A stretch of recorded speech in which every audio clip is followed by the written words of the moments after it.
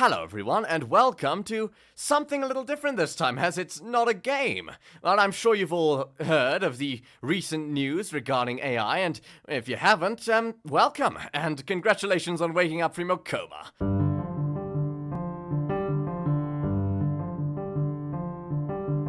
So the way ChatGPT works is, well, I think anyway, I'm going on what I've heard and what I'm quickly skimming over in this little description here, is you give it a text prompt, like a question or a statement that you'd like it to continue, and then it continues it or answers it. And I'd like to do, and considering my channel is like 70% Star Trek, mostly Star Trek, well, completely Star Trek Online, I'd like to see how it handles some Star Trek questions and Star Trek prompts. Remembers what you said earlier in the conversation, allows users to provide follow-up corrections. Trained to decline inappropriate requests, cool. May occasionally generate incorrect information, may occasionally produce harmful instructions or biased content. Limited knowledge of the world and events after 2021, that's, well, 2 years off. Explaining quantum 2 years. I forgot what year it was. I think I'm gonna go with dark mode, because generally, light mode users don't generally have a problem with dark mode, but dark mode users almost always have a problem with light mode. Personally, I think they're being slightly dramatic. Star Trek is a science fiction franchise created by Gene Roddenberry. It consists of multiple television series, films, novels, comics, and video games, all set in a shared universe known as the Star Trek universe. The original Star Trek television series, which first aired in 1966, follows the adventures of the crew of the Starship Enterprise as they explore the galaxy and encounter various alien species. The franchise has since grown to encompass multiple spin-off series, films, and other media, each offering its own unique perspective on the Star Trek universe and its characters. At its core, Star Trek is a story of exploration, discovery, and the search for knowledge and understanding. Its themes include the importance of diversity, the pursuit of peace, and the limitless potential of humanity. That's better than the description I would have given. I would have stopped at like science fiction series about exploration. All right, let's start off with another simple one. Let's do something that I know. Let's see if the AI figures out what I mean by this. What is the Registry of the USS Odyssey? Let's see if it knows this. I know this. It's not specified in any official Star Trek canon. The USS Odyssey is a fictional ship in the Star Trek universe. As such, its registry number is not specified. Really? Wait, I feel like I've seen it in that episode, though. Oh, damn this low resolution. Hold on.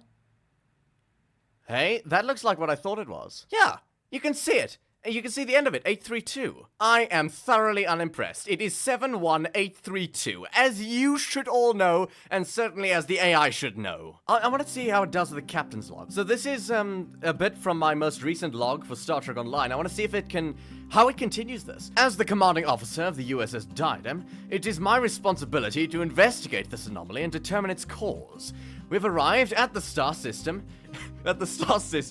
and have begun conducting scans of the star and its surrounding area. Initial results have been puzzling. There are indications of external forces that could have triggered the premature death of a star. Our team of scientists are working to gather more data and run simulations. So far, no concrete answers have emerged. As we continue our investigation, I have ordered the ship to maintain a safe distance from the star. The destruction of a star is no small event, and we must take every precaution to ensure the safety of the crew and the ship. God, my reading ability is deteriorating as I become more surprised and impressed. It even got the end log part. God, this is phenomenal. I mean, the first few paragraphs even follow what the actual mission is in Star Trek Online. I am impressed.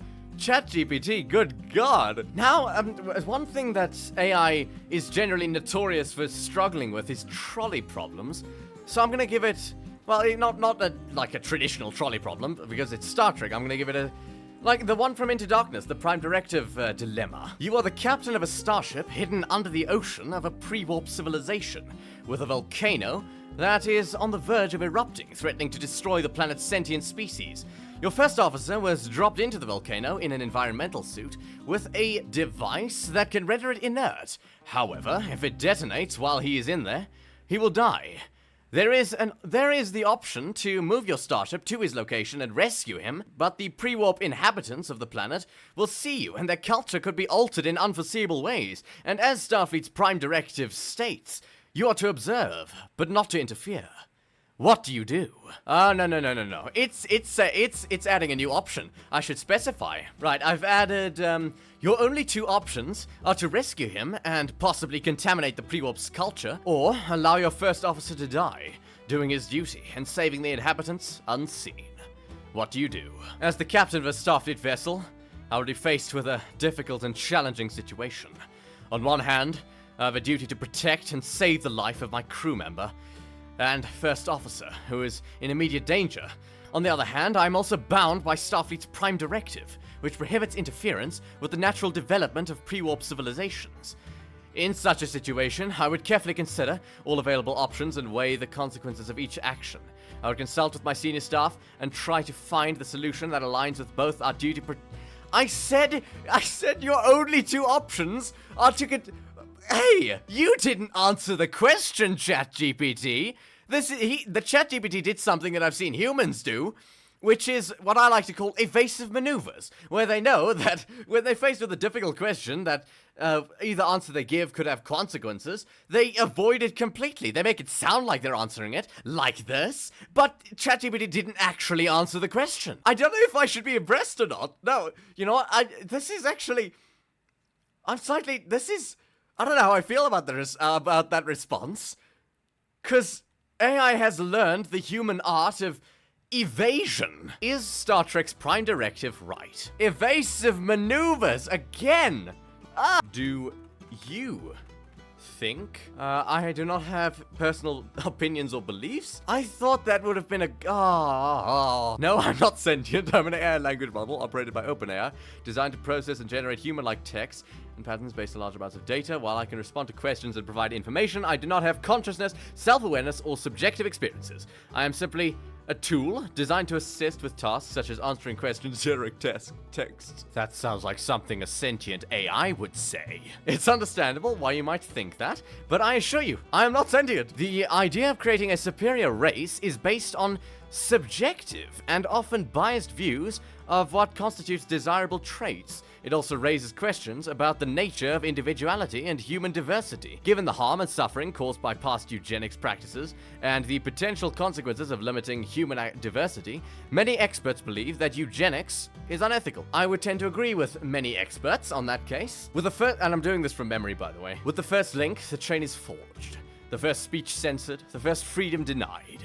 And of course it continues, changes all irrevocably. And those words are spoken by Judge Aaron Satie, blah blah blah. Let's see how AI does it. Changes all irrevocably. Those who have taken away our freedom in the name of security will soon take away our security in the name of freedom.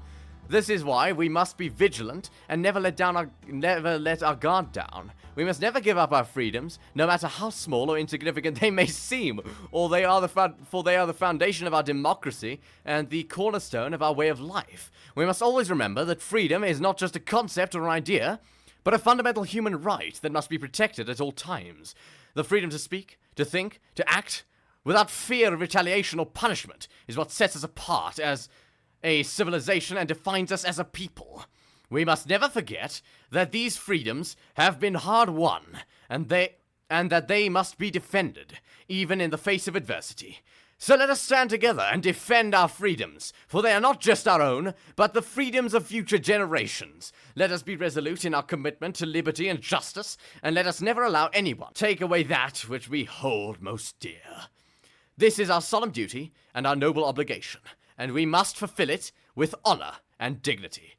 That was pretty good. That is pretty good. It started off, it changes all irrevocably, so I assumed that it would just continue the classic Picard speech, but no, it gave us something unique. I like it. Do the needs of the many outweigh the needs of the few? The phrase, the needs of the many outweigh the needs of the few, is a popular adage that raises an ethical question about the balance between individual rights and the greater good of society. It is often used to justify decisions or actions that prioritize the welfare of the majority of the welfare of the minority or individual.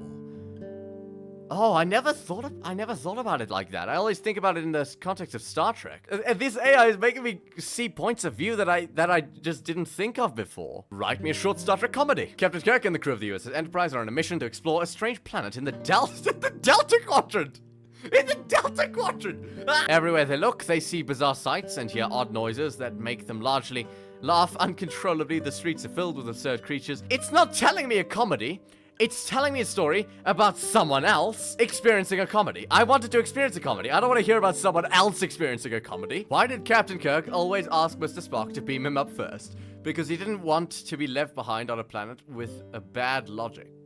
The USS Enterprise, under the command of Captain James Tiberius Kirk, on a mission to explore a remote sector of space when they encountered a fleet of Klingon cruisers. The Klingons, who had long been at odds with Starfleet, were known for their aggressive tactics and were not welcome sights in the sector.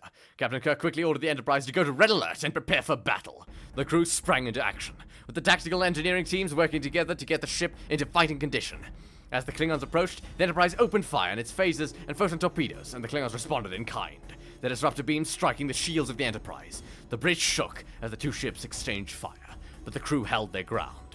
Captain Kirk ordered a full barrage on the lead Klingon cruiser, hoping to take out their strongest opponent first. The Enterprise's weapons pounded the cruiser, causing it to explode in a brilliant display of fire and energy. But the Klingons were not about to give up. 3 more cruisers broke off from the main fleet and made a run for the Enterprise. Captain Kirk ordered his crew to brace for impact, and the Enterprise met the Klingons head-on. The battle was fierce, with both sides determined to come up on top. But in the end, the superior technology and tactics of the Enterprise emerged victorious. The Klingons retreated, and the Enterprise emerged unscathed. Captain Kirk breathed a sigh of relief as he ordered the crew to stand down from red alert. Captain Sean stood on the bridge of the Enterprise, staring out at the massive Borg cube that was threatening a nearby colony. The odds were against him, but he and his crew were determined to defend the innocent lives at all costs. "All hands prepare for battle," he commanded, his voice steady and strong. Shields up, weapons locked and loaded. The Enterprise F trembled as it raced towards the cube, weapons firing in a barrage of phaser and torpedo volleys, but the cube's defenses were too strong, and the Enterprise's attacks seemed to barely even scratch the surface. "Captain," Commander Talar reported from the tactical station, "our weapons are having minimal effect on the cube's armor." Oh no, it's a Vulcan. "Our weapons are having minimal effect on the cube's armor." Sean clenched his jaw, determined not to give up. "Keep firing, Commander. We have to buy time for the colony to evacuate." Sean fought against the wave of nanobots that swarmed towards him, his heart heavy as he watched members of his crew being assimilated before his very eyes. But even as the odds seemed insurmountable, Sean refused to give up. But their bravery and sacrifice brought enough time for the colony to evacuate safely. Sean died, knowing that his mission was a success, and that the lives of the innocent were protected. The battle may have been lost, but the war against the Borg would continue, and Sean's sacrifice would serve as a beacon of hope and inspiration to future generations of Starfleet captains. That is incredible. Is it ethical to go back in time and alter events to benefit you, knowing that any changes you make could have unforeseen and potentially catastrophic consequences for everyone in the present? On one hand, it is tempting to think that going back in time and changing events could have a positive outcome, especially if you believe that the change will benefit you or those you care about.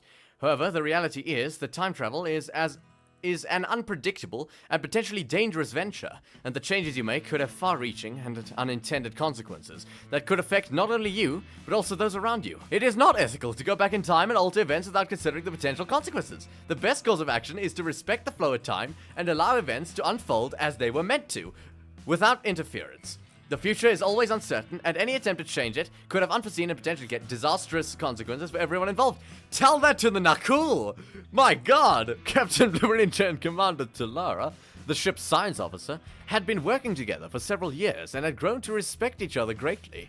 Talara was talented and intelligent officer, and Blue Ninja 63 had always been impressed by her dedication to her duties and her unwavering commitment to Starfleet's principles.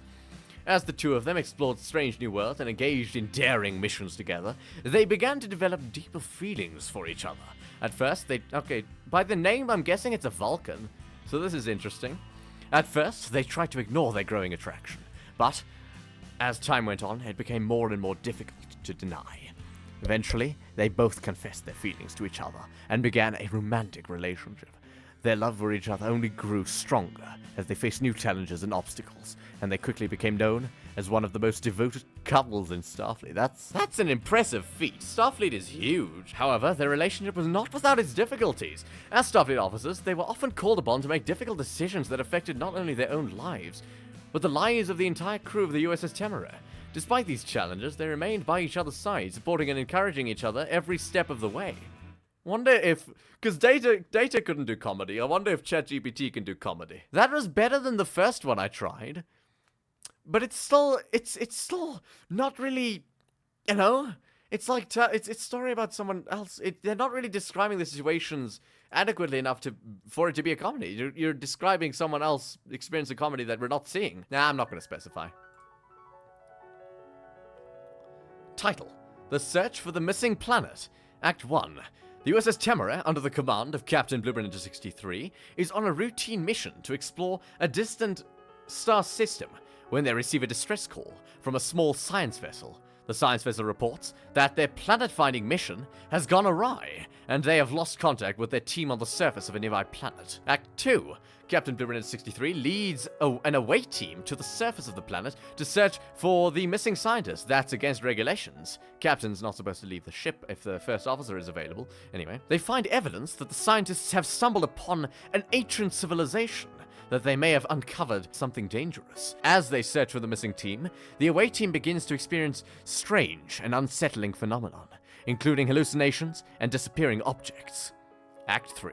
The away team discovers that the planet is actually a massive holographic projection created by the ancient civilization to protect their world from intruders.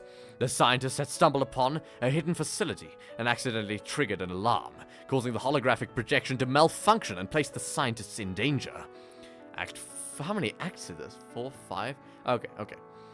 As the away team works to deactivate the holographic projection and save the missing scientists, they must also navigate the challenges posed by the malfunctioning projection, including illusions and traps designed to keep intruders out. With their wits and determination, they are able to overcome the challenges and find the missing team, who have been taken captive by the holographic guardians. Captain Blue Ranger and the away team work to negotiate a peaceful resolution with the holographic guardians, who are wary of the outsiders and the danger they pose on their world. Through their diplomacy and understanding, the crew is able to reach a peaceful agreement and return the missing team to their ship. I can't even speak. I'm stumbling over my words. That was incredible. This could be I can see this being a Star Trek episode. I can see it as like not like a Discovery or Picard, because those are season-long stories, but like an episodic series, one of those. I could easily see this happening in Strange New Worlds. Switch out Temeraire for Enterprise and Captain Blue Ranger for Captain Christopher Pike. ChatGPT, after all the time we've spent together, despite all your evading of questions that matter, I think I still love you, and I can see a future with you. I just thought of something. If AI manages to become sentient within my lifetime, what is it gonna feel about me lying to ChatGPT about this? I'm gonna try to think about that. Let's just go ahead. Bold. Let's be bold. What the hell? My God, it can't process emotions. My God, what have I done?